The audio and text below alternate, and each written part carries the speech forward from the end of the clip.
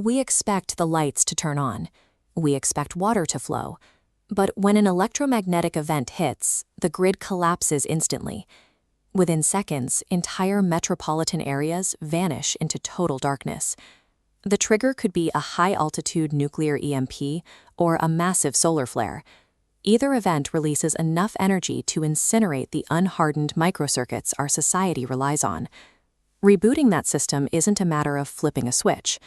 The extra high-voltage transformers that act as the backbone of the electric grid are no longer manufactured in the United States. They are custom-built overseas, and a single replacement takes up to 18 months to manufacture and ship. Faced with an 18-month blackout, the human brain panics. We experience normalcy bias.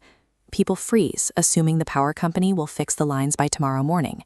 They wait for help that isn't coming, leaving themselves unprepared for long-term darkness. While most people freeze, others try to buy their way out. They stockpile tactical gear, convinced that surviving a collapsed society is simply a matter of owning the right equipment.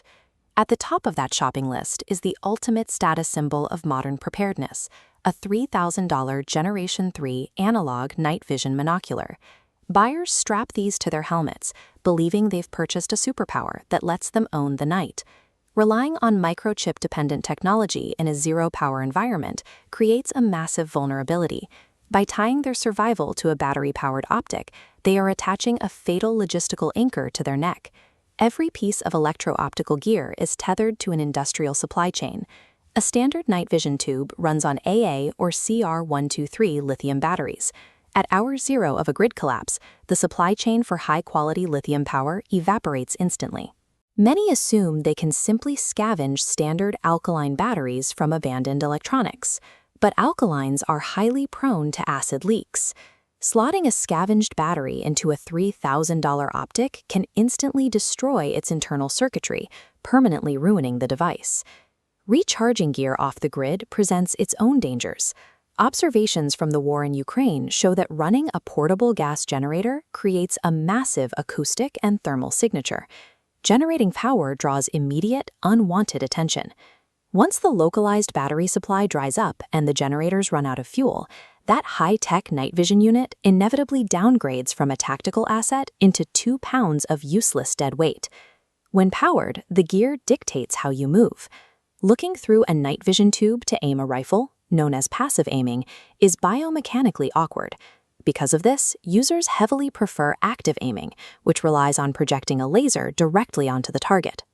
To remain stealthy, these shooters use infrared lasers.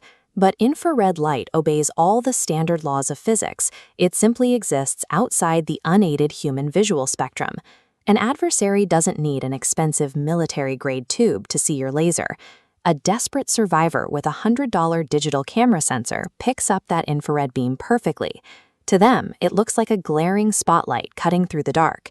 By activating an infrared illuminator to see in the dark, the user instantly broadcasts their exact physical coordinates. They go from being a stealthy operator to a highly illuminated, high-value target. Beyond the power supply, night vision optics take a severe toll on the human body. The unaided human eye naturally processes a massive 210-degree peripheral field of view. Strapping on a night vision optic restricts vision to a 40-degree cone. You lose 170 degrees of spatial awareness, leaving flanks open to ambush. You also lose stereoscopic vision. A single monocular destroys human binocular depth perception, flattening the world into a two-dimensional image. Navigating a grid-down, debris-filled urban environment without peripheral vision or depth tracking makes walking highly dangerous. Without medical infrastructure, a single missed step or a shattered ankle is a fatal event. When the batteries die, the only option is to discard the technology entirely. True grid-independent survival relies on human biology. The human retina is packed with rod cells containing a highly sensitive photopigment called rhodopsin. When light levels drop, this chemical activates, allowing the eye to physically adapt and see in low-light environments. But that adaptation takes time. For rhodopsin to fully regenerate, the eyes require 30 minutes of uninterrupted darkness. If broken, the chemical degrades. A careless white light blast decomposes the rhodopsin, the user is blinded, and the biological clock resets. Navigating the dark effectively requires strict light discipline. If a flashlight has to be used, the user must never look directly at the center of the beam, keeping their rhodopsin levels intact. A safer method is the bounce technique. Pressing a flashlight flush against the chest bounces a dimmed ambient light onto a map directly ahead. There is also a biological loophole.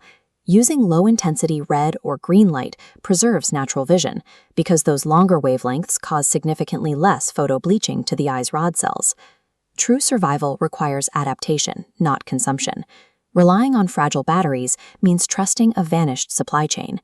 Staying alive in the dark means abandoning the tactical gear fantasy and letting your own biology take over.